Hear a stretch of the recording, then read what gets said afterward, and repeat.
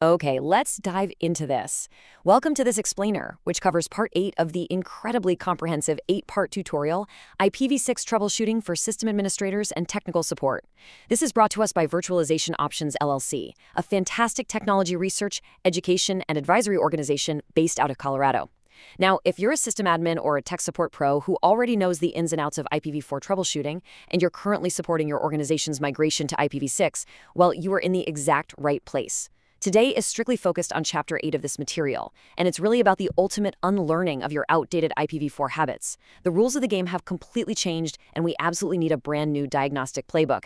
So here is our roadmap for today's session. First, the troubleshooting mindset reset. Second, address and gateway silent failures. Third, the PMTUD and ICMPv6 trap. Fourth, tunneling, VPNs, and rogue devices. And finally, the golden rules for IPv6 admins. Let's get right into it. Section 1, the troubleshooting mindset reset, unlearning IPv4. So before we can diagnose absolutely anything on a modern network, we really have to shatter our deeply ingrained IPv4 assumptions. Honestly, think of this as actively battling your own muscle memory. In the IPv4 world, we're completely used to expecting a single address per interface, heavy reliance on that, and using broadcasts for local communication. But the new IPv6 reality, it's totally different. Multicast replaces broadcast entirely, which means pinging a broadcast address is literally meaningless now. Plus, NAT is largely absent because every single device is potentially globally routable. That one fact alone completely changes your firewall design and security assumptions from the ground up.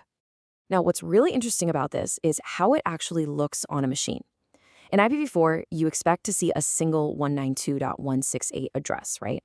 But over in IPv6, you have a whole party of addresses hanging out happily on a single interface. You'll have your link local address starting with V80, your global unicast address, and often temporary privacy addresses, all functioning simultaneously. If you see 4 IP addresses on a server's interface, your old IPv4 brain might trigger a panic attack. But in IPv6, this is completely normal. It's the way it's supposed to work, not a bug. All right, moving to Section 2, address and gateway silent failures, the hidden drops. In a dual-stack environment, failures are so often completely invisible. Take Happy Eyeballs, for example. I know, it sounds like a Pixar movie, but it can actually be a massive troubleshooting nightmare. Modern browsers use this mechanism to prefer IPv6. They'll attempt an IPv6 connection, wait exactly 250 milliseconds, and if it fails, they immediately reset against an IPv4 connection. So what does this actually mean for you on the help desk? Well, a broken IPv6 path won't give your users a clear, explicit page cannot be displayed error. Instead, it forces every single connection to silently suffer a frustrating 250 millisecond latency penalty. To the user, it just feels sluggish, but it doesn't look outright broken. Another super sneaky silent failure happens during duplicate address detection, or DAD.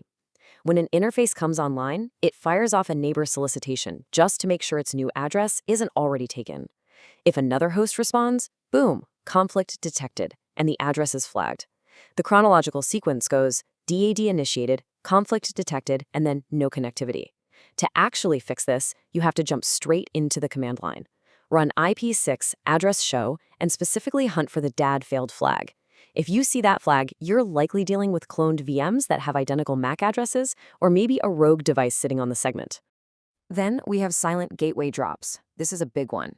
In IPv4, DHCP clearly hands the host its gateway. But in IPv6, router advertisements, or RAs, carry the default gateway.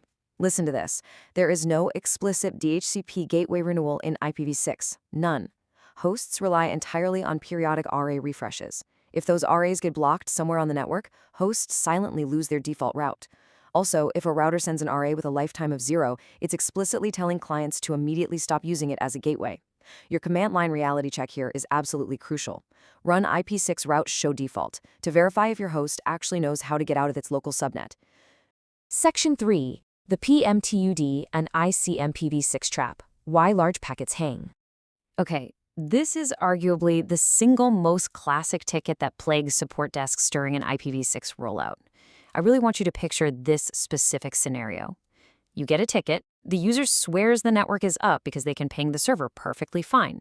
But the very second they try to establish an SSH session, or maybe pull a large file over HTTPS, the connection just totally stalls out and hangs right after the TCP handshake. So what on earth is going on here? The invisible root cause behind that hang is a path MTU discovery or PMTUD failure. Here's how it works. When an IPv6 packet is simply too large for a downstream router link, the router drops it and generates an ICMPv6 type 2 message, literally saying packet too big. But, and this is the trap, if your overly aggressive firewall blocks .icmpv6 message, the original sender never gets the memo to shrink the packet. That small ping works flawlessly because it fits, but the large HTTPS packet just falls into a black hole. The fix for this? You either absolutely must permit that traffic through your firewall, or you need to configure TCP MSS clamping on your router. And this brilliantly illustrates a fundamental rule of IPv6. Certain ICMPv6 types are strictly mandatory. Blocking ICMP entirely used to be a lazy catch-all security practice in IPv4, but if you try that in IPv6, it literally breaks the internet. Look, type 1 is for destination unreachable errors. Type 2 is that critical packet too big for PMTUD. Type 3 is time exceeded for tracer route. And types 133 through 137, those are the solicitations and advertisements that make up the entire neighbor discovery protocol, replacing ARP. You absolutely, unequivocally must permit these through your firewalls, or your network will just cease to function. Moving right along to Section 4, Tunneling, VPNs, and Rogue Devices, Advanced Diagnostics. In these complex, modern enterprise environments, we often have protocols wrapping other protocols, and unauthorized rogue devices causing absolute routing chaos. To bridge the gap back to legacy IPv4, we heavily rely on transition mechanisms like NAT64 and DNS64. DNS64 basically synthesizes an IPv6 AAA record for an IPv4-only server, and then NAT64 translates the actual packet at the gateway. But here is the major trap for sysadmins.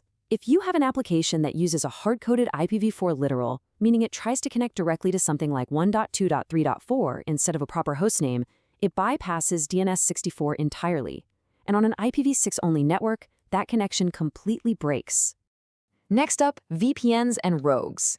Say a user connects to a corporate VPN that hasn't been properly configured for IPv6. Their IPv6 traffic might just bypass the VPN entirely. That's a split tunnel leak, exposing the real IP and bypassing all your corporate security policies. Not good. We also constantly see rogue RAs.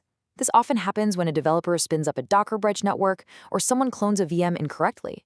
These rogue devices accidentally broadcast themselves as IPv6 routers, completely hijacking local traffic. So how do we fix it? First, proactively enable RA-Guard on all your switch access ports to block unauthorized router advertisements. Second, if a cache is already poisoned, jump into the command line and use IP-6 nay flush to immediately clear out that bad data. And finally, Section 5, Golden Rules for IPv6 Admins, the final checklist. We've covered a tremendous amount of ground today, so here are your 4 golden rules, the overarching best practices drawn from this entire masterclass.